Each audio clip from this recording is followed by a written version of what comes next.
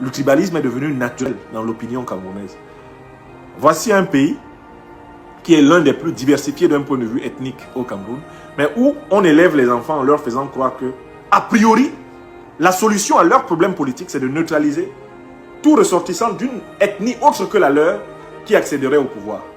Ce tribalisme d'État, ce tribalisme populaire, est-ce pourquoi les gens ne veulent pas manifester?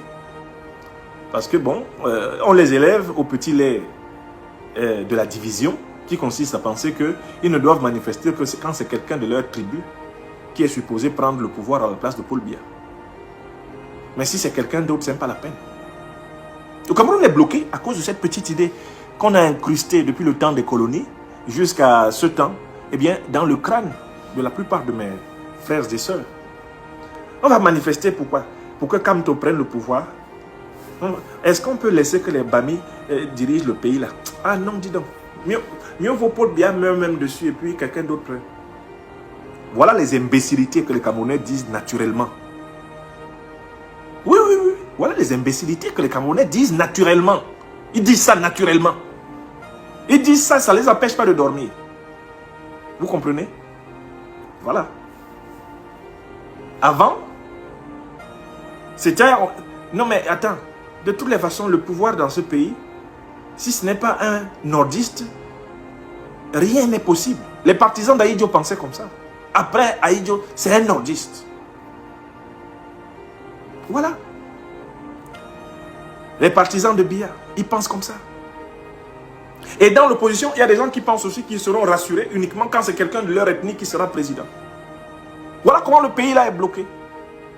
Et voilà comment la succession de gré à gré, Emmanuel Macron vient l'organiser devant les Camerounais. La visite de juillet équivaut exactement à la visite d'avril.